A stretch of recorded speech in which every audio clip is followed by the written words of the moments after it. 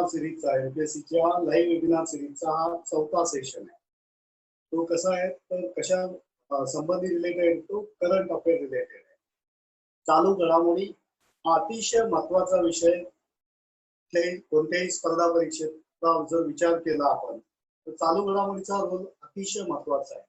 म्हणजे चालू घडामोडीच्या बाबतीत एखादा फ्रेश कॅन्डिडेट असेल किंवा एखादा 1-2 वर्षाची तयारी करणारा कॅन्डिडेट असेल, उमेदवार असेल, प्रत्येकाची एक संभ्रमावस्था असते की हे वाचू का ते वाचू, कोणतं सोर्स वाचू, कुठून वाचू, बरोबर, कितीपर्यंत वाचायला पाहिजे. कारण तो बरेच लोक त्याला मार्केटमध्ये भेटतात,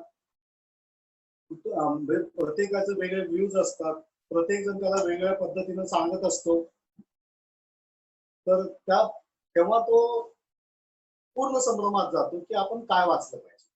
तर मित्रांनो, मी एक थोड्या वेळेत तुम्हाला म्हणजे कमीत कमी वेळेत जास्तीत जास्त पद्धतीनं हा करंट अफेअर जो काही सब्जेक्ट आहे, ही चालू घडामोडी हा जो काही विषय आहे, या विषयाची मी इत्थंभूत माहिती सांगण्याचा प्रयत्न करेन. आणि तुम्ही एक्झॅक्टली काय वाचलं पाहिजे, काय वाचलं नाही पाहिजे, कुठून वाचलं पाहिजे, ते तिथूनच का वाचायचं, या सर्व गोष्टी मी तुमच्याबरोबर शेअर करणार आहे. तर चालू घडामोडी वाचायचं म्हणजे सोर्स लागतो, स्रोत. आपल्याकडे मार्केटमध्ये आजच्या घडीला 4 सोर्स आहेत, ते सगळ्यांनाच माहित आहे. पहिला सोर्स असतो न्यूजपेपर, दुसरा असतो बऱ्याच कोचिंग क्लासेस वाल्यांचं एक मंथली कॉम्पेन्सेशन केलेलं, एक जागी संग्रहित केलेलं महिन्याभराच्या न्यूज. तिसरा सोर्स असतो मॅगझिन. कोणते मॅगझिन असतात तर कुरुक्षेत्र आहे, योजना आहे, महाराष्ट्र शासनाचं लोकराज्य आहे. हे काही मॅगझिनच्या बाबतीत सांगितलं. असे प्रायव्हेटचे पण काही मॅगझिन्स आहेत. त्याबरोबर चौथा सोर्स येतो वेबसाईट. बऱ्याच वेबसाईट आहेत, म्हणजे तुम्हाला माहितच असेल की PIB साईट आहे, विविध मिनिस्ट्रीच्या विविध साईट्स असतात. त्याचबरोबर IS बाबा ही एक वेबसाईट आहे, GK टुडे नावाची वेबसाईट आहे, बरोबर ना, करंट डेलीची एक वेबसाईट असते. असे बऱ्याच काही वेबसाईट आहेत, प्रत्येक जण आपापल्या परीनं छान लिहिलेला असतो. पण त्यातली कोणती वेबसाईट आणि कशी वापरायची त्या गोष्टी आपण आता चर्चा करणारच आहोत. जशी आपली चर्चा पुढे पुढे जात जाईल तसं तसं आपल्याला सर्व गोष्टी क्लिअर होत जाईल. क्लिअर. आता आपलं बघा, सोर्स महत्वाचं नाही, काय सोर्स महत्वाचे नाही. सगळ्या सोर्स मध्ये त्याच न्यूज आहेत, सगळ्या सोर्स मध्ये त्याच न्यूज आहेत. मग काय महत्वाचं आहे तर आपल्याला टॉपिक महत्वाचं आहे. काय तर टॉपिक महत्वाचं आहे. कारण लक्षात ठेवा, तुम्हाला आताच मी म्हटलं न्यूजपेपर आहे, कोचिंग क्लासेस वाल्याचे मंथली सगळे एक जागी संचित केलेला संग्रह आहे न्यूजचा, त्याबरोबर मॅगझिन्स आहेत, वेबसाईट आहेत, सगळीकडे त्याच गोष्टी मेन्शन केलेल्या आहेत. पण हे सोर्स इतके सगळे सोर्स असतात, हे सोर्स आपल्याला महत्वाचे नाही. हे सोर्स वाचू का ते सोर्स वाचू, पण कसं कुठून काय वाचायचं मी सांगणारच आहे. पण या सगळ्या सोर्स पेक्षा महत्वाचं काय आपल्याला, टॉपिक, ही न्यूज, ही टॉपिक प्रिपेअर करायचं.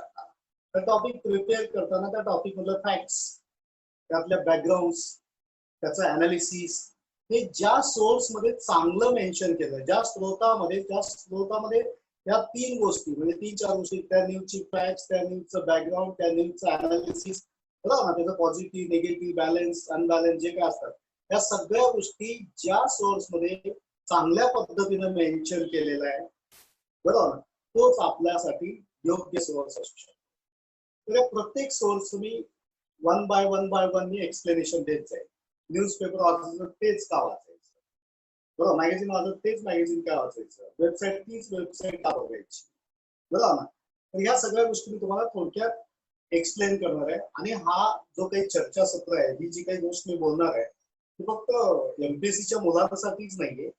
UPSC जे मेन्स देऊ इच्छितात, जे मेन्स मध्ये अपियर करतायत, त्या सर्वांसाठीही हा सेशन आहे.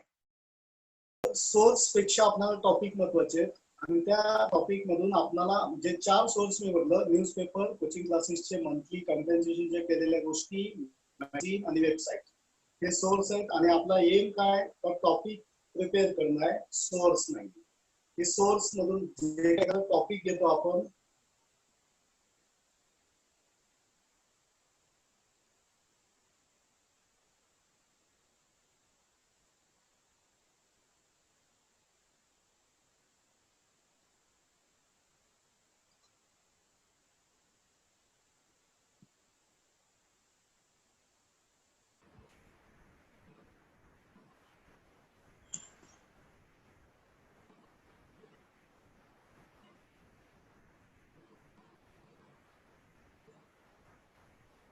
हॅलो.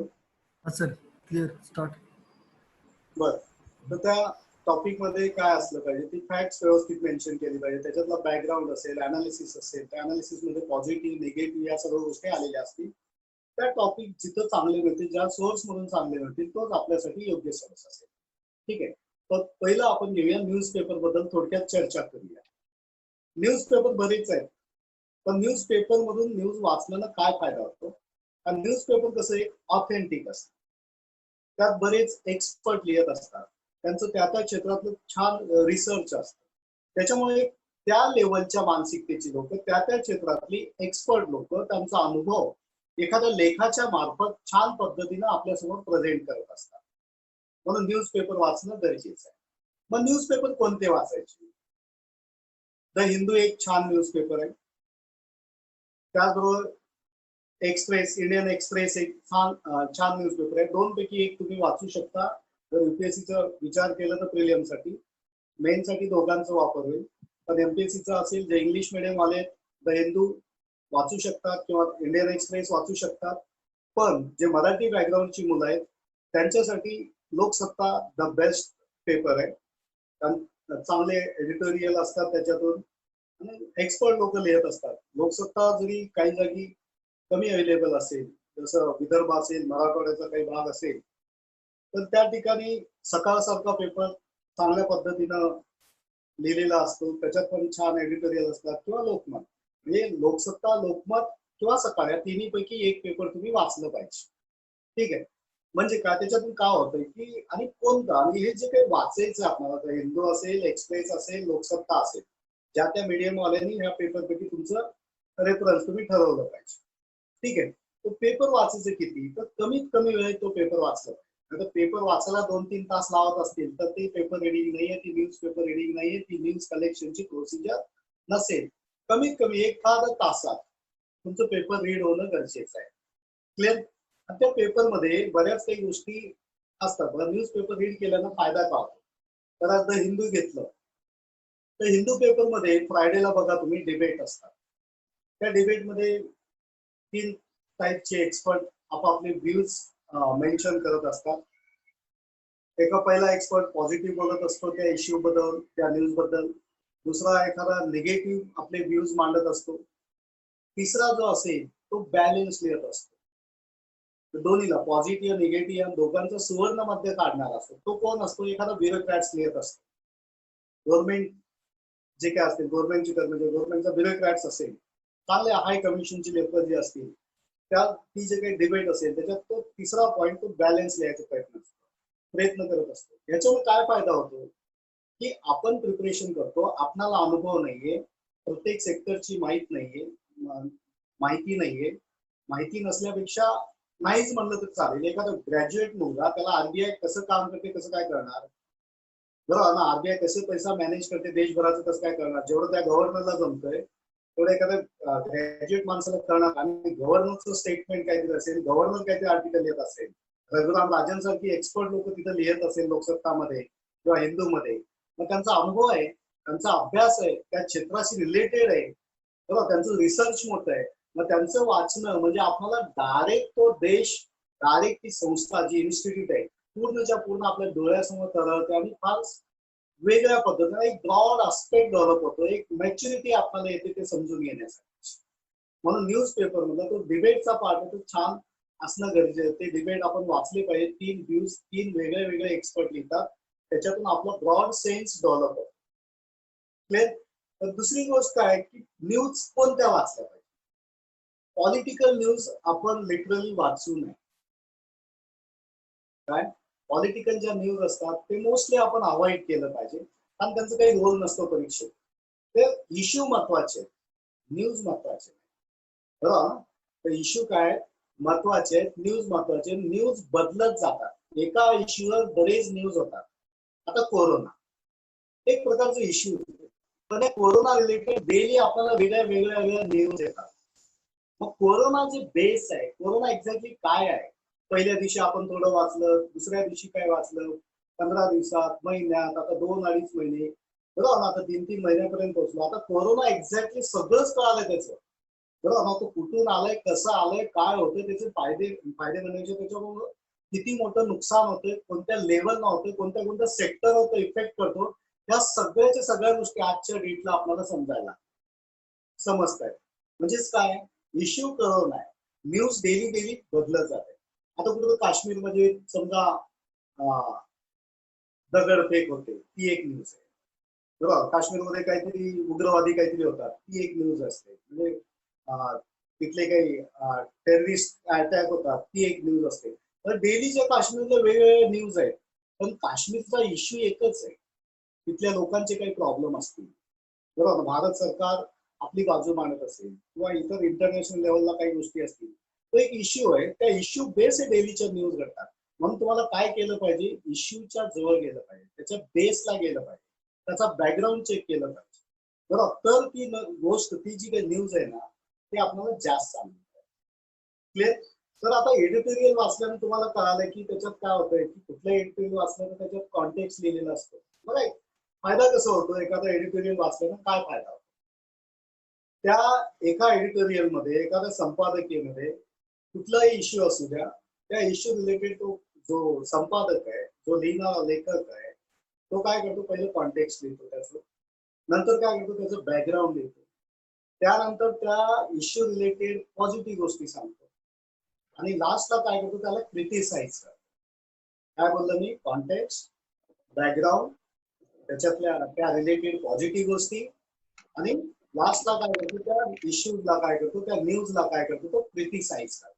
क्रिटिसाइज करतो म्हणजे त्याच्यातलं पॉझिटिव्ह, निगेटिव्ह, आणि ऍट द एंड त्याला सोल्युशन देतो. आता या सगळ्या प्रोसेस मधून जेव्हा एखादा एडिटोरियल वाचताना आपण बारीक पद्धतीने बघितलं, किंवा तो जो एडिटोरियल आहे की त्याच्यात कॉन्टेक्स्ट आहे, बॅकग्राऊंड आहे, पॉझिटिव्ह आहे, क्रिटिसिझम आहे, त्याच्यातले चॅलेंज आहे, सोल्युशन त्या क्रिटिसिझमच्या रूपात तो मेन्शन करतो, बरोबर ना. तर हे सगळं वाचल्यानंतर आपला जो काही ब्रॉडनेस आहे ना, त्या इश्यू रिलेटेड, त्या एडिटोरियल ज्या गोष्टीबद्दल तो एडिटोरियल लिहिलं गेलेलं आहे, संपादकीय लिहिलं गेलेलं आहे, आपला एक ब्रॉड जो काही असेल ना अस्पेक्ट, म्हणजे ब्रॉड माइंडसेट आपलं तयार होऊन जातो त्या इश्यू रिलेटेड. तो चारही बाजूनं सगळ्या अँगलनं तो इश्यू आपल्याला समजायला, तो सर्वच बाजूने तो इश्यू समजायला लागतो. त्याच्या पॉझिटिव्ह गोष्टी माहित होतात आपल्याला, निगेटिव्ह गोष्टी माहित आहेत, त्याचा बॅकग्राऊंड आपल्याला कळालेला आहे, बरोबर ना. हे चार गोष्टी तो जो काही संपादक आहे, संपादकीमध्ये लिहिलेला आहे, त्या आपण एखादा आन्सर रायटिंग लिहितो, समजा एसे रायटिंग आहे किंवा ब्रॉड आन्सर रायटिंग लिहितो आपण युपीएससी मेन्स मध्ये, बरोबर ना. तर त्या आन्सर रायटिंग मध्ये आपण तेच लिहायचं असतं ना. एखादा क्वेश्चन आहे, मोठं क्वेश्चन आहे, 200 वर्ड्स असेल, बरोबर ना. तर 200 वर्डचं एखादं क्वेश्चन असेल, त्याच्यात आपण एखाद्या पॅरेग्राफ मध्ये त्याचं कॉन्टेक्स्ट लिहितो, त्याचं बॅकग्राऊंड लिहितो, त्याचं पॉझिटिव्ह लिहितो, आणि ऍट द एंड त्याला शेवटच्या पॅरेग्राफ मध्ये काय करू शकतो, आपण त्याला क्रिटिसाइज करतो. क्रिटिसाइज करतो म्हणजे काय, त्याचे चॅलेंजेस, त्याच्यातले त्याला आपण दिलेलं एखादं सोल्युशन, बरोबर ना. या सगळ्या गोष्टी काय होतात, त्याच्यानं काय होतं, आपल्याला एखादा एडिटोरियल आहे तसं परीक्षेला येऊन जातं. लोकसत्ता घ्या किंवा द हिंदू घ्या, बरोबर ना. एडिटोरियल आहे तसं टायटल के साथ आपल्याला म्हणजे एखादा क्वेश्चन युपीएससी मध्ये मेन्सला आलेला असतो.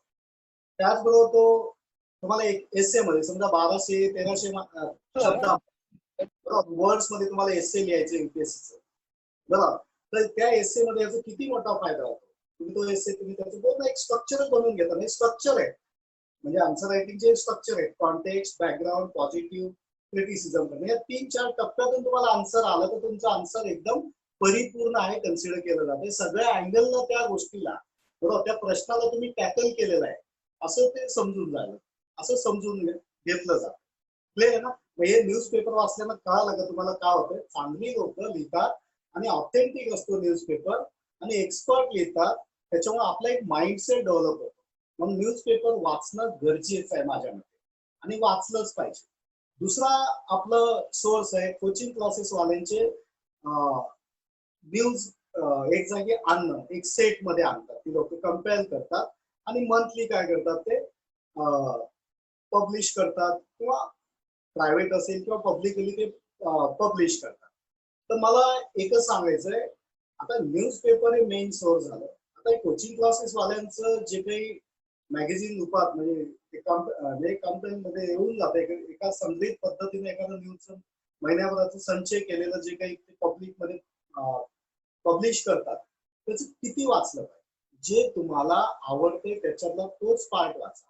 अख्खच्या अख्ख तो प्रायव्हेट वाला जो मॅगझिन आहे कोचिंग क्लासेस वाला ते वाचू नये. तुमच्या मानसिकतेला, तुमच्या संस्काराला, आतापर्यंत केलेल्या अभ्यासाला, तुमचा जो बॅकग्राऊंड आहे, ज्या बॅकग्राऊंड मध्ये तुम्ही आलात त्या बॅकग्राऊंडला रिलेटेड तुम्ही जिथं कम्फर्ट फील करता त्याच्यातलं कोणत्या भागात काही असे असतात मॅगझिन की मॅगझिन म्हणण्यापेक्षा क्लासवाल्या कोचिंग क्लासेस वाल्याचं ते फार क्रक्स केलेले आहेत. मग तुम्हाला क्रक्स ह्या मॅगझिन मधून घ्या. दुसरं एखादं तो छान एखादा फार मोठ्या पद्धतीने एखादा कॉन्टेक्स्ट चांगल्या पद्धतीने लिहिलेला आहे. तो कॉन्टेक्स्ट लिहिणारा म्हणजे एखादी न्यूज चांगल्या एलॅबोरेटिव्ह फॉर्म मध्ये लिहिणारा एखादा मॅगझिन असेल त्याच्यातून फक्त त्याच गोष्टी तिथं करा. म्हणजे एका कोचिंग क्लासवाल्याच्या एकाच मॅगझिनवर 100% निर्भर राहू नका. कारण ती लिहिणारी लोक काय आरबीआयचं गव्हर्नर नसतो किंवा फार मोठा हाय कमिशनर नसतो. फक्त तो न्यूज कलेक्ट केलेला असतो. तर न्यूज कलेक्ट केला पण न्यूजचा बॅकग्राऊंड समजण्यासाठी तुम्हाला मोठे सोर्स आहेत. आता तिसरा जो सोर्स मी बघणार आहे आता मॅगझिन. तर मॅगझिन हा अतिशय महत्वाचा भाग. कोणतं मॅगझिन वाचायचं?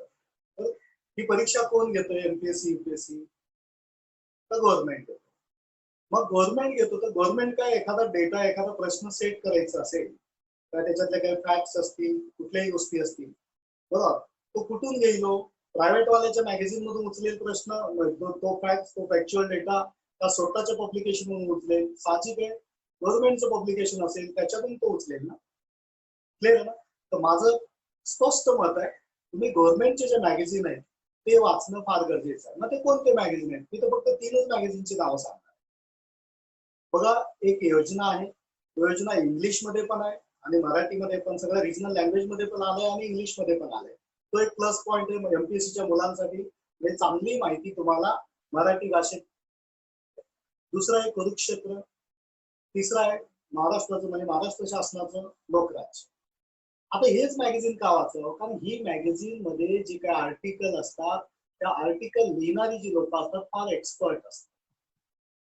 एखादा इश्यू असेल त्या इश्यू रिलेटेड 10 आर्टिकल वेगवेगळे एक्सपर्ट लिहितात. म्हणजे तुम्हाला वेगवेगळ्या अँगलनं तो इश्यू जी आहे ती न्यूज आहे तुम्हाला कळत जाते. वेगवेगळ्या मानसिकतेच्या वेगवेगळ्या अनुभवी लोकांच्या मानसिकतेतून ते तुम्हाला त्या मॅगझिन मध्ये बघायला मिळते वाचायला मिळते. त्याच्यामुळे तुमचा एक माइंडसेट आहे ना फार व्यवस्थित डेव्हलप झालेला असतो. याचा फायदा का होतो की जे एखादा इश्यू आहे त्याच्याबद्दल एक्सपर्ट लिहितात तर एक्सपर्टचं लिखाण अतिशय उत्तम असतं. म्हणजे तो एक जणू काय आपण फुटबॉल खेळतो कसे कुठूनही पास काढतो गोल करतो की नाही फॉरवर्ड खेळाडू जे असतात त्या पद्धतीचं त्यांचं त्या एका विषयावर फार मोठं इनडेप्थ स्टडी असते फार मोठं नॉलेज असतं.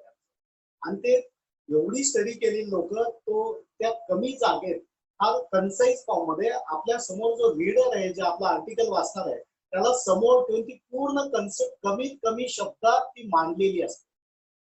त्याचा फायदा का होतो? ते आहे तसे इश्यू आहे तशी न्यूज आहे तसं आर्टिकल किंबहुना तुम्हाला मेन्स मध्ये बघायला मिळतं बरोबर ना. आणि त्या आर्टिकलला आपण वाचल्यामुळं आपल्याला काय फायदा होतो की तेच व्ह्यूज त्या अतिउच्च लेवलच्या जे काही एक्सपर्टनं लिहिलेलं व्ह्यूज आहे तो व्ह्यूज आपण काय करू शकतो डायरेक्ट आपल्या आन्सर रायटिंग मध्ये ठेवू शकतो. म्हणजे आन्सर रायटिंग डेव्हलप होण्यासाठी हे मॅगझिन वाचणं फार गरजेचं आहे. त्या कारण सरकारच्या काही योजना असतात काही पॉलिसीज असतात त्या पॉलिसी रिलेटेड ह्या सगळ्या गोष्टी याच्यात मेन्शन केलेल्या असतात आणि त्या पॉलिसी रिलेटेडच प्रश्न आपल्याला परीक्षेत बघायला मिळतात. क्लिअर आहे ना. मग त्याच्या रिलेटेड अंडर एखादा टायटल आहे तशा टायटल खाली आपल्याला बऱ्याच गोष्टी म्हणजे आन्सर रायटिंग साठी फायद्याच्या ठरू शकतात. आता चौथा सोर्स बघा मी पहिला सोर्स न्यूजपेपर बोललं काय वाचायचं कुठलं वाचायचं कशामुळे वाचायचं. दुसरा सोर्स म्हटलं कोचिंग क्लासेसचे जे काही मंथली जे काही लिहितात एक जागी संचित केलेले असतात ते पब्लिश केलेले असतात ते मॅगझिन ते कोणतं वाचलं पाहिजे त्याच्यातलं एकाच मॅगझिनवर सगळं निर्भर राहता कामा नाही. तिसरी गोष्ट मी सांगितली की मॅगझिन कोणतं मॅगझिन तर कुरुक्षेत्र असेल योजना असेल आणि लोकराज्य हेच का वाचायचं त्याचं मी एक्सप्लेनेशन तुम्हाला आताच दिलेलं आहे. आता सगळ्यात महत्वाचा चौथा सोर्स मी बोलणार आहे. चौथा सोर्स काय असणार आहे तो वेबसाईट. आता मी बोलले की वेबसाईट बऱ्याच आहेत बरोबर ना. IS बाबा वेबसाईट आहे GK टुडे वेबसाईट आहे करंट डेली वेबसाईट आहे आणि इतर तुम्हाला माझ्यापेक्षा जास्त वेबसाईट माहित आहे. ठीक आहे. आता काही वेबसाईट आणि प्रत्येक वेबसाईट इमाम इतबारे छान पद्धतीनं ती न्यूज लिहित असते, त्या न्यूजची माहिती देते. पण आपल्याला कोणती न्यूज कोणत्या वेबसाईट मध्ये कोणती न्यूज म्हणण्यापेक्षा न्यूज कोणत्या पद्धतीने कोणती वेबसाईट मांडलेली आहे त्याची मांडणी आपल्याला त्या मांडणीत आपण कुठं कम्फर्ट होतो म्हणजे आपल्याला कम्फर्ट फील कोणत्या वेबसाईट मध्ये होते त्या वेबसाईट मध्ये तीच गोष्ट असतात. काही वेबसाईट फॅक्ट्स फार छान पद्धतीने लिहितात, काही वेबसाईट एखादा एडिटोरियल फार व्यवस्थित केलेली असतात, बरोबर ना. तर पण लक्षात ठेवा, वेबसाईट मधले जे तुम्हाला आवडतंय तोच एरिया त्या वेबसाईट मध्ये वाचा. एकाच वेबसाईटवर सगळं काही निर्भर राहू नका, बरोबर ना. कारण एका वेबसाईटला तुम्ही फॉलो केलं तर वेबसाईट मध्ये लिहिणारी ती लोक आहेत त्याच माइंडसेट आपलं तसा माइंडसेट बनतो. क्लिअर आहे ना. दुसरी गोष्ट आहे की वेबसाईटवरच्या डिबेट्स वाचू नका. हा वेबसाईटवर डिबेट लिहिणारी लोक एक्सपर्टच असतील असं नाही, पण त्या प्रायव्हेट वेबसाईटला कशाला आपले एक्सपर्ट लोक तिथे जाऊन लिहितील, जे की लोकराज्य आहे, योजना आहे, कुरुक्षेत्र आहे, बरोबर ना. तर वेबसाईट हे जे मी आता काही बोललं त्याच्यातले डिबेट न वाचता त्याच्यात अजूनही काही एक दोन वेबसाईटची नावं सांगतो मी. PIB साईट, विविध मिनिस्ट्रीच्या वेबसाईट आहे, बरोबर ना. तर PIB आणि विविध मिनिस्ट्रीच्या वेबसाईट जे आहेत ना त्याला तुम्ही जाऊ शकता, तिकडे जाऊ शकता, ते बघू शकता. पण प्रॉब्लेम काय की आपण बरेच वेळेस ऐकतो की PIB वाचल्यास चांगला फायदा होतो वगैरे, निश्चित होतो. पण PIB वाचायची एक पद्धत आहे. डेलीच PIB बघितलं तर आपण कन्फ्युजन होऊ शकतो. आणि एखाद्या आर्टिकल बऱ्याच 16-17 वेळेस ती PIB आपली पुन्हा पुन्हा पुन्हा त्याला पब्लिश करत असते. क्लिअर. एक तुम्हाला एक्झाम्पल सांगतो. एखादं बिल येतं समजा, तो बिल समजा लोकसभेत ठेवतो विधेयक, तो विधेयक चर्चेला जाणार, ते काय चर्चेला झालं त्याच्यावर PIB लगेच पब्लिश करते. तर नंतर लोकसभेनंतर राज्यसभेत आला, तिथं पण चर्चेला गेली, त्याच्या रिलेटेड काय बातमी असेल PIB देते. नंतर राष्ट्रपतीकडे जातो, नंतर तिथं काय होतं त्याच्या रिलेटेड काय गोष्टी राष्ट्रपतीने त्याच्यावर विचार केलं का साईन करून पाठवून दिलं, कायदा बनवलं, लॉ बनवलं, बरोबर. त्याच्या रिलेटेड काय आणि काही घटना घडत असतील त्याच्या रिलेटेड आम्ही काय करणार, PIB लिहित जाणार. तर एवढ्या सगळ्या गोष्टी एका न्यूजच्या वेळेस एवढ्या 3-4 वेळेस ते वाचण्यापेक्षा ऍट द एंड त्या न्यूजचं काय झालं, तो एंडच न्यूज काय असेल, त्याचं एंड काय झालं, त्याचं कन्क्लुडिंग काय, शेवटची न्यूज काय बनते त्याची, त्या इश्यू रिलेटेड किंवा त्या बिल रिलेटेड जी काही असेल त्या शेवटचा जो काही पॉइंट आहे तोच तुम्ही त्या PIB वाचलं पाहिजे. क्लिअर. मिनिस्ट्रीचं काय, तर मिनिस्ट्रीच्या मध्ये त्या डिपार्टमेंटची मिनिस्ट्री तो डेटा एकदम छान पद्धतीने दिलेला असतो. तुमच्या वेगवेगळ्या पेपरला त्याचा फायदा होऊ शकतो. MPSCचा पेपर घेतले समजा पेपर 3, काय तो HRD आणि HR, ह्युमन रिसोर्स डेव्हलपमेंट आणि ह्युमन राईट, मानवी संसाधन विकास आणि मानवाधिकार, हा जो पेपर आहे त्याच्यातलं HRD मध्ये काय गव्हर्नमेंटच्या पॉलिसीज वगैरे यावरच तो पेपर अख्खा आहे, म्हणजे करंट बेसच पेपर आहे. क्लिअर. तर त्या पेपरसाठी तुम्हाला वेगळ्या साईट म्हणजे गव्हर्नमेंटच्या साईटवरून तुम्हाला जास्त फायदा होईल. या कुरुक्षेत्र योजना लोकराज्य म्हणून तुम्हाला जास्त फायदा होईल, हे लोकसत्ता म्हणून तुम्हाला जास्त फायदा होईल. क्लिअर आहे ना. तर ह्या सगळ्या गोष्टी म्हणजे करंट तुम्हाला चांगलं. आता करंटचं म्हणजे पेपर 3 साठी बोललो मी, तसं UPSCचं असेल किंवा MPSCचं असेल, प्रिलियम साठी करंट महत्वाचं आहे. 60 to 70%, 70% मी बोलेन पेपर जो आहे तुमचा पूर्ण करंट बेस आहे. आता मी थोडं करंटचं महत्व सांगतोय तुम्हाला. मी सोर्स सांगितलं, त्याच्यातून का वाचावं हे सांगितलं. आता करंटचं रोल कुठं कुठं पर्यंत आणि कुठल्या एक्सटेंट पर्यंत करंट जाऊ शकतो. आता प्रिलियमचा विचार केला, राज्यसेवेचं MPSCचं केलं आणि UPSCचं केलं, तर अबाउट 70%, 75% जो पेपर आहे प्रिलियमचा GS, UPSC आणि MPSCचा, तो पूर्णतः करंट बेस्ड आहे. काय बोललो मी, प्रिलियम, UPSC आणि MPSCचा पेपर जो आहे पूर्णतः करंट बेस्ड आहे. क्लिअर. आता तो करंट एक तर डायरेक्ट येईल किंवा तो इनडायरेक्टली येईल. काय, एक तर तो डायरेक्ट येतो करंट, डायरेक्ट न्यूज येईल, किंवा तो न्यूजचं इनडायरेक्टली अप्लिकेशन त्या विषयावर येईल. क्लिअर. तो विषय आपल्याला माहित आहे, जनरल स्टडीचा पेपर आहे, GS ज्याला म्हणतो, त्यात हिस्ट्री आहे, जॉग्राफी आहे, पॉलिटी आहे, इकॉनॉमी आहे, सायन्स आहे, एन्व्हायरमेंट आहे, बरोबर ना. म्हणजे इतिहास, भूगोल, राज्यघटना, अर्थव्यवस्था, पर्यावरण, विज्ञान, हे जे काही विषय आहेत आणि त्याला आपण करंट एक त्याच्यात भाग ऍड करू शकतो. त्या इतिहास, भूगोल, राज्यघटना, अर्थव्यवस्था हे जे काही विषय बोललं, या विषयाचं करंटशी डायरेक्ट संबंध आहे. एक तर डायरेक्ट करंटवर प्रश्न येईल, डायरेक्ट न्यूज प्युअर करंट ज्याला म्हणू आपण, डायरेक्ट प्युअर करंटवर प्रश्न येईल. जर प्युअर करंटवर पेपर सेटला प्रश्न सेट करायचा नसेल तर तो इनडायरेक्टली त्याचा अप्लिकेशन या विषयावर लागेल, हिस्ट्री जॉग्राफी. क्लिअर? म्हणजे हिस्ट्री, बरेच लोकांना असं वाटतं की हिस्ट्रीचा हा प्रश्न आला, मी याच्यातून वाचलं म्हणून मी पास झालो, किंवा असं नाही मित्रांनो. तुम्ही कुठून वाचलं त्यापेक्षा ते कसं वाचलं ते महत्वाचं आहे. बरोबर ना? त्या अंधारात गोळ्या घातल्यासारखा प्रकार नाहीये. युनिव्हर्सिटी एक्झाम सारखी परीक्षा नाहीये, आपली एक्झाम आहे लाईव्ह एक्झाम. बरोबर, डोळे उघडून ही परीक्षेची तयारी करता आली पाहिजे, केली पाहिजे. बरोबर. तर काय आहे, तर करंट आपले दोन प्रकारचे आहेत, त्याचा वापर मी बोलतोय तुम्हाला. एक प्युअर करंट, दुसरा अप्लाइड करंट. तर प्युअर करंट म्हणजे जी काही न्यूज आहे, जी काही इश्यू आहे, त्याच्यात थेट प्रश्न आहे ना, that is pure current. GS मधला बोलतोय मी. आणि दुसरा, जर त्याला प्युअर करंटवर प्रश्न सेट करायचा नसेल तर तो अप्लाइड करंटवर प्रश्न सेट करू शकतो. तर अप्लाइड करंट म्हणजे काय, या करंटचं अप्लिकेशन या history, geography, polity, economy, science हे जे काही विषय आहेत याच्यावर त्याचं अप्लिकेशन पेपर सेटर लावतो. क्लिअर? आणि बऱ्याच वेळेस लोकांना असं वाटतंय की बरेच, आता दुर्दैव ह्या गोष्टीचं, मॅगझिन लिहिणाऱ्यापासून बरेच काय असे गप्पा मारून जातात, पण मित्रांनो तसं नसते. करंटवर 20 प्रश्न आले, करंटवर 5च प्रश्न आले, यावेळेस करंटवर 15च प्रश्न आले, असे बरेच बोलतात. पण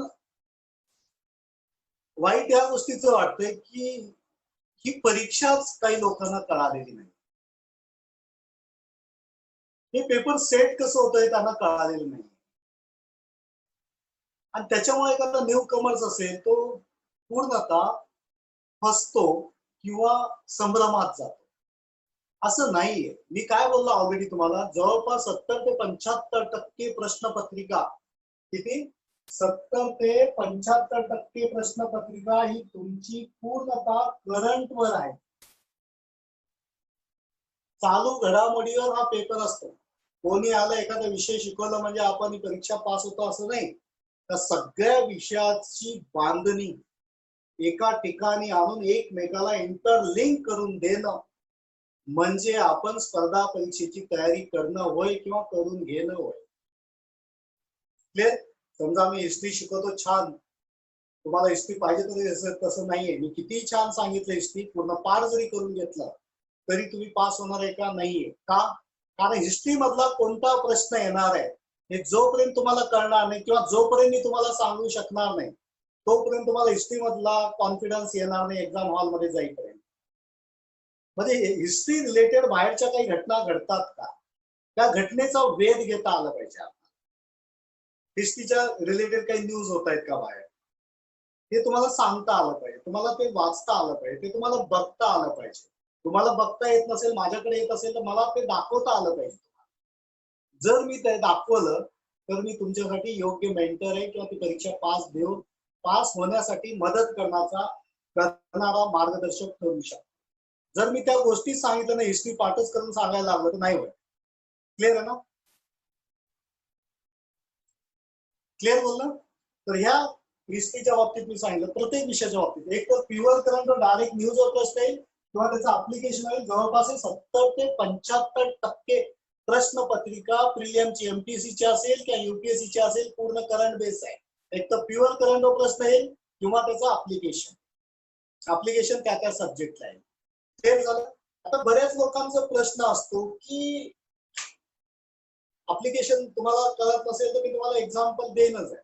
आता मला एक लाईव्ह चाललंय, एखादी विचारतोय की मेसेज आलाय, करंट किती दिवसाचं वाचलं पाहिजे. त्या आधी मला हे क्लिअर करू द्या. प्रिलिमचं 70 ते 75% बोललं, तर मेन्सला जर विचार केला, युपीएससी मेन्स जर विचार केली तर मी तर म्हणेल 85 to 90% युपीएससी मेन्स जी आहे करंट आहे, करंट बेस्ड आहे. काय बोललं मी? 85 to 90% युपीएससीचे मेन्सचे जे प्रश्न आहेत ते करंट आहेत.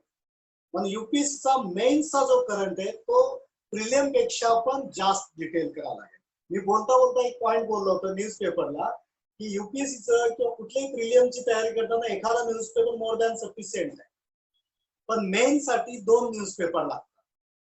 जास्त फायद्याचं ठरेल, जास्त तुमचे व्ह्यूज डेव्हलप होतील आणि चांगल्या पद्धतीने तुम्हाला ती एखादी इश्यूज जे आहे ना चांगल्या पद्धतीने टॅकल करता येईल, चांगल्या पद्धतीने तुम्हाला अंडरस्टँडिंग होता येईल आणि ते चांगल्या पद्धतीने तुम्ही रिप्रोड्यूस करा तुमच्या एक्झाम मध्ये Y you write the answer, म्हणजे आन्सर जेव्हा रायटिंग करता किंवा एसे रायटिंग क्लिअर आहे ना.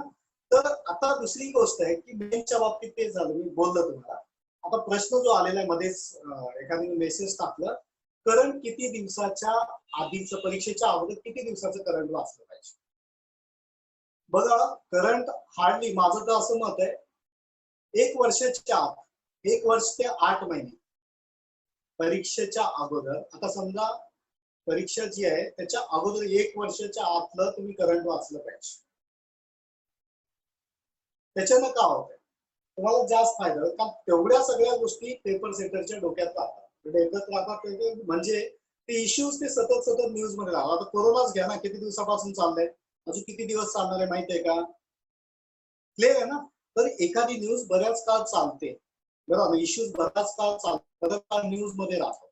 म्हणून 1 वर्ष ते 8 महिन्याच्या दरम्यान, परीक्षेच्या अगोदरचे 1 वर्ष ते 8 महिन्याच्या दरम्यान ज्या काही घटना घडतात त्या घटना आपल्याला परीक्षेच्या जास्त फायद्याच्या. हे कशासाठी, तर प्रिलियमसाठी. कशासाठी म्हटलं, प्रिलियमसाठी. तर मेन्स युपीएससी असो किंवा मेन्स एमपीएससी असो, तर ते 1 वर्षाच्या थोडं मागे जायला पाहिजे, समजा 1-1.5 वर्षाच्या. पण ते का असतील, त्या अति मोठ्या घटना असतील, मोठ्या गव्हर्नमेंटच्या लॉंग टर्म पॉलिसीज असतील, मोठे इश्यूज असतील, ते 6 महिन्याचे काही 2-4 फॅक्ट, 2-4 न्यूज अति महत्वाचे असतील, आपण बघायला पाहिजे. एखादं बिल आहे भरपूर चर्चेत चाललंय, बरोबर, तो 1-1.5 वर्षापासून असेल, त्याच्यावर प्रश्न आणि आता पण न्यूज मध्ये आहे, तर त्या गोष्टी असतील. तर मेन्स आणि प्रिलियम साठी करंट किती, 8 ते 12 महिन्याच्या दरम्यान, किंवा मेन्स साठी खास करून थोडं वर्ष, सव्वा वर्ष, 1.5 वर्षापर्यंत गेलं तरी चालेल. पण वर्ष, सव्वा वर्ष, 1.5 वर्षाच्या एवढं काय सगळं फॅक्ट टू फॅक्ट वाचायची गरज नाहीये. फक्त मेन साठी म्हणतोय मी, त्याच्यातला अति महत्वाच्या न्यूज ज्या आहेत त्या न्यूज कडे लक्ष देणं गरजेचं आहे. ओके. तर आता मी पुढे जातोय की हे तुम्हाला कळालंच आहे, करंट आणि ही जे काही विषय होता याला डेड म्हणतो. करंट आणि डेडचं अप्लिकेशन आपल्याला छान पद्धतीने देता आलं तर आपल्याला जास्तीत जास्त फायदा होऊ शकतो. हे ओळखायचं कसं, त्याला ओळखणं म्हणजे आपण त्याला प्रेडिक्शन म्हणतो. आपलं प्रेडिक्शन स्ट्रॉंग पाहिजे. त्यासाठी काय केलं पाहिजे, आपण सिलेबस बघितलं पाहिजे. काय सिलेबस बघितलं पाहिजे म्हणजे काय, कोणती गोष्ट आपण वाचली पाहिजे, किती वाचली पाहिजे, कशी वाचली पाहिजे, कोणती न्यूज वाचली पाहिजे, हे कधी कळेल आपल्याला, थोडं सिलेबस बघितलं. सिलेबस मध्ये काय ते विषय दिलेले असतात, हिस्ट्रीचे थोडी काय असेल माहिती त्यांना जे रिक्वायर्ड आहे, हिस्ट्री बद्दल, जॉग्राफी बद्दल, पॉलिटी बद्दल, इकॉनॉमी बद्दल, इन्व्हायरमेंट बद्दल, बरोबर, जो सिलेबस दिलेला आहे तो सिलेबस रिलेटेड, तो सिलेबस आपण एकदा दोनदा असतो डेली आपल्या डोळ्याखालून घालतो आणि त्याच्या रिलेटेड एखादी फॅक्ट्स, एखादी न्यूज, एखादा इश्यूज बाहेर येतो. मग ती न्यूज आपली महत्वाची फायद्याची आहे कधी कळेल, आपण त्या न्यूज रिलेटेड आपण सिलेबस बघितलेला असेल तेव्हाच. म्हणून थोडं सिलेबस बघायचं, पार्ट पीट करायची ना सिलेबस, तर सिलेबस पुन्हा पुन्हा बघून आपल्या नजरेत बसून जाते हे सिलेबस आहे आणि ह्या सिलेबस रिलेटेड ही न्यूज बाहेर आलेली आहे, बरोबर ना. म्हणजे कोणती न्यूज महत्वाची आहे तुम्हाला कधी जास्त कळेल, जर तुम्ही सिलेबस आपल्या नजरेखालून घालत असाल, डेली बघत असाल, तरच ती न्यूज आपल्याला आपल्या फायद्याची आहे ती जास्त कळून जाईल. ठीक आहे. आता मी तुम्हाला सोर्स बोललेला आहे, कोणते सोर्स कुठून आणि किती लेवल पर्यंत वाचले पाहिजे ते बोललेलं आहे. आता या सगळ्या गोष्टीतून पुढे जाताना करंट अफेअर म्हणजेच काय, आपलं स्वतःच आहे. काही लोकांना करंट बद्दल प्रश्न पडतात, आम्ही नोट बनवता, नोट मेकिंग. बघा 2 टाईपचे लोक आहेत तयारी करणारे, एक तर फुल टाइम स्टडी करणारे आणि दुसरे कोण असतील, जॉब करून या परीक्षेची तयारी करणारे, प्रिपरेशन करणारे लोक आहेत. आता फुल टाइम स्टडी करणाऱ्याला वेळच वेळ आहे, ते वेळ देऊ शकतात आणि चांगल्या पद्धतीने देऊ शकतात. मग त्यांच्यासाठी त्या लोकांनी नोट्स काढल्या पाहिजे आणि काढल्यानंतर फायदा जास्त होतो नोट्सचा. कारण त्या नोट्स काढल्यानं काय होतं बघा, तुम्ही जे काही विषय आहेत, आता एवढे सोर्स आहेत, त्या सगळ्या सोर्स मध्ये एखादी न्यूज आहे, एखादा इश्यूज आहे, ती सगळीकडे सारखीच आहे. पण सगळ्या सोर्स मधून तुम्ही एकच न्यूज तुमच्या डोक्याला म्हणजे तुमच्या मनाला जशी चांगली वाटेल, तुम्हाला जसं कम्फर्ट वाटेल त्या शब्दात तुम्ही लिहिता. म्हणजे ह्या सगळे सेक्शन वाईज केलं पाहिजे त्या. म्हणजे काय हिस्ट्रीसाठी, पॉलिटीसाठी, इकॉनॉमी रिलेटेड न्यूज असेल, एन्व्हायरमेंटल रिलेटेड न्यूज असेल, पॉलिटिकल न्यूज म्हणजे आपलं कॉन्स्टिट्यूशन पॉलिटीच्या रिलेटेड न्यूज असेल, हे तुम्ही सेक्शन केलं पाहिजे. इकॉनॉमीच्या रिलेटेड न्यूज असेल, पॉलिसी रिलेटेड न्यूज असेल, इंटरनॅशनल ज्या इन्स्टिट्यूट आहेत त्याच्या म्हणजे वर्ल्ड बँक असेल, एशियन असेल, बरोबर ना, यांच्या रिलेटेड काही न्यूज असतील त्या न्यूजचे तुम्ही वेगळे कंपार्टमेंट बनवा, म्हणजे सेक्शन बनवा तुमच्या नोटबुक मध्ये. तर ते सेक्शन आहे तुम्ही मेन्शन करा. ऍट द एंड काय होईल माहितीये का, वर्षाच्या शेवटी तुम्हाला कोणत्याही मॅगझिनवर डिपेंड राहता येणार, डिपेंड राहायची गरज नाही होणार. कळलं ना? कारण एखादा इयरली येतो, ती इयरली आपण बघतो याचं एक पब्लिकेशन आलंय, दुसऱ्याचं एक पब्लिकेशन आलंय, त्या पेपरवाल्याचं आलंय, बरोबर ना. सगळ्यांनी वेगवेगळे एवढे मॅगझिन बघून जातो आणि तेव्हा कन्फ्युज होऊन जातो आपण. आणि आपल्याला कारण नसताना आपल्याला एक भीती निर्माण होते की माझा अभ्यास कमी झालाय, माझं रिव्हिजन चांगली नाही झाली. पण ह्याच गोष्टी तुम्हाला करून घ्यायची नसेल, तुम्ही या सगळे सोर्सला डेली थोडं थोडं तासभर अभ्यास केलं आणि तुमच्या शब्दात तुम्ही ते मांडत गेलं, तुम्ही ते सेक्शन वाईज ते मेन्शन केलं, तुम्ही नोट्स बनवलं कीवर्ड्स मध्ये, तर ऍट द एंड तुम्ही काय करू शकता, वर्षभरात सगळ्या न्यूज तुम्हाला पाठच झालेल्या असतील. म्हणजे रिव्हिजन मारायचं म्हणजे 8 दिवसाच्या बनवलेल्या गोष्टी आहेत तुम्ही त्या 8व्या दिवशी तुम्ही डोळ्या काढून घाला तासभरात, म्हणजे ती रिव्हिजन झाली.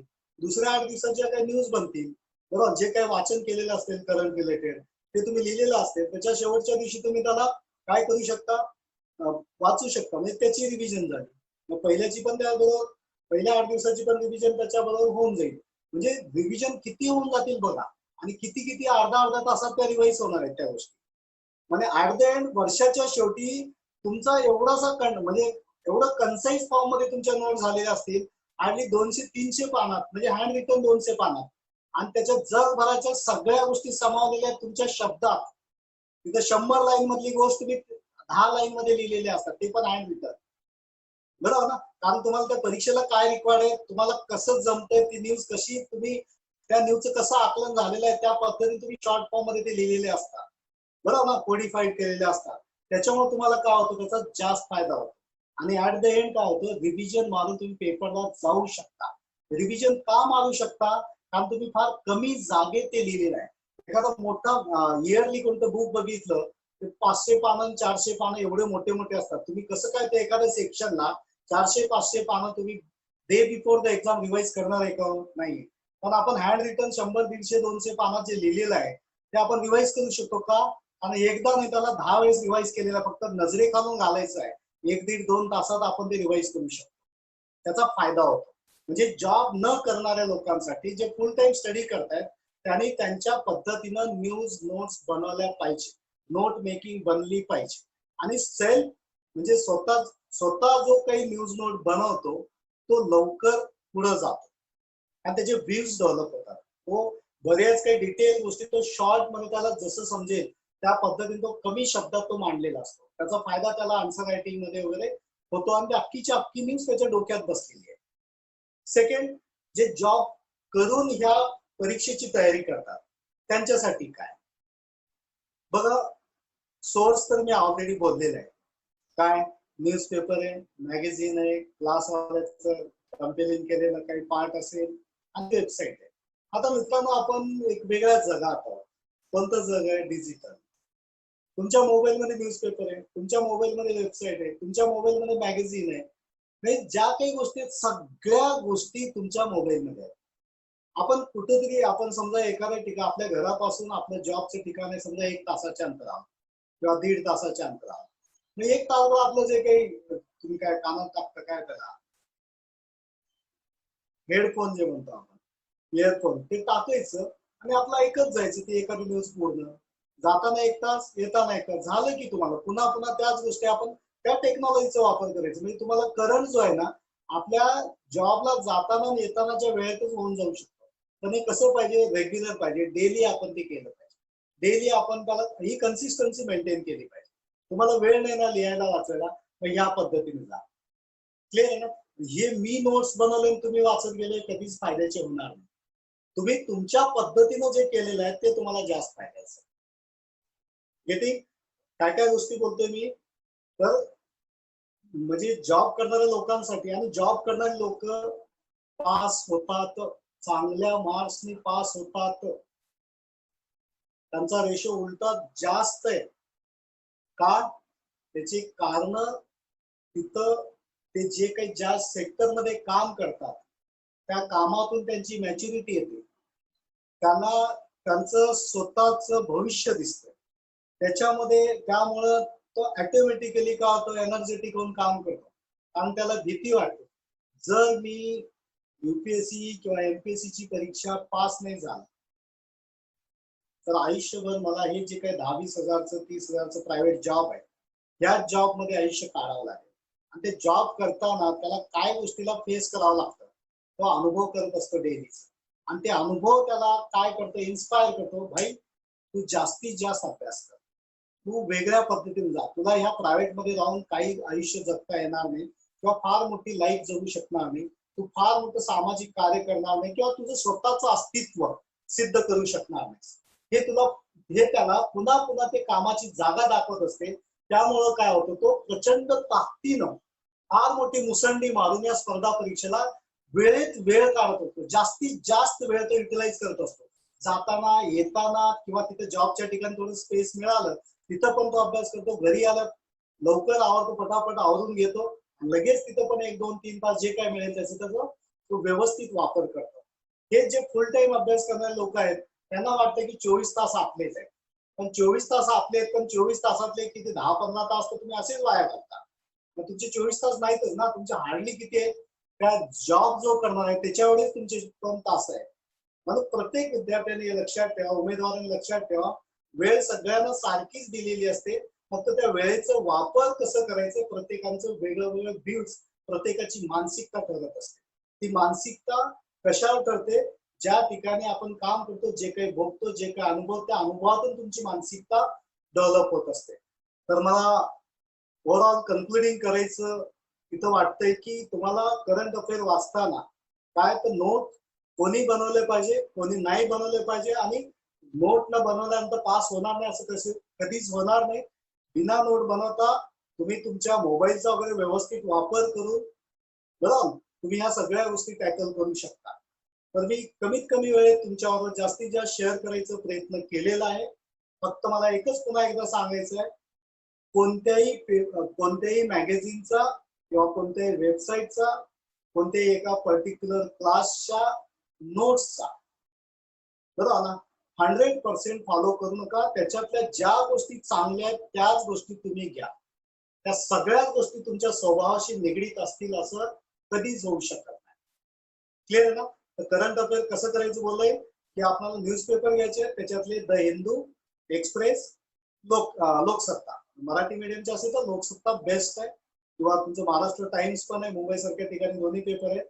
आणि दुसरी गोष्ट आहे, कोचिंग क्लासेस वाल्यांचं काय घ्यायचं, तर फक्त तुम्हाला जिथलं काही एखादी गोष्ट आवडत असेल तेवढीच घ्या. सगळं तो मॅगझिन वाचत बसू नका, आणि त्याच्यामध्ये जास्त फायदा होणार नाहीये. त्याऐवजी गव्हर्नमेंटचे मॅगझिन आहेत, कुरुक्षेत्र, योजना, लोकराज्य, याला तुम्ही वेळ द्या. कारण याच लोकराज्य, योजना, कुरुक्षेत्राच्याच गोष्टी प्रायव्हेट वाले काय करतात, आपल्या मॅगझिन मध्ये टाकत असतात. ते टाकताना बऱ्याच काही एखादी गोष्ट मिस्टेक होऊ शकते, आणि त्या मिस्टेक रिलेटेड एखादा मॅगझिन मार्केटमध्ये लई चालत असेल तर पेपर सेंटरला दुनियात कुठं काय घडते सगळं चांगलं कळतंय, आणि त्याच्यातली जी चूक झालेली गोष्ट आहे त्याच्यावर प्रश्न तो सेट करू शकतो, आणि तो प्रश्न तुमचा चुकू करू शकतो. म्हणून काय केलं पाहिजे आपल्याला, गव्हर्नमेंट पब्लिकेशन जे काय असेल त्याला तुम्ही जेवढं वाचाल तेवढं तुमच्यासाठी फायद्याचं ठरेल. ठीक आहे. तर वेबसाईटच्या बाबतीत पण पीआयबी असेल, मिनिस्ट्रीच्या वेबसाईट असेल ते बघा. एमपीएससीच्या प्रिलियमसाठी तर फायदा आहे, मेन साठी पण फायदा आहे, आणि करंट अफेअर प्रिलियम मेन दोघांसाठी पण फायदेमंदच आहे, फायद्याच ठरणार आहे. ठीक आहे. तर या सगळ्या गोष्टी तुम्हाला समजल्या असतील असं मी जाहीर करतो किंवा समजून घेतो. काही प्रॉब्लेम असतील तुम्ही माझा नंबर घ्या, व्हॉट्सअप नंबर 9892304508.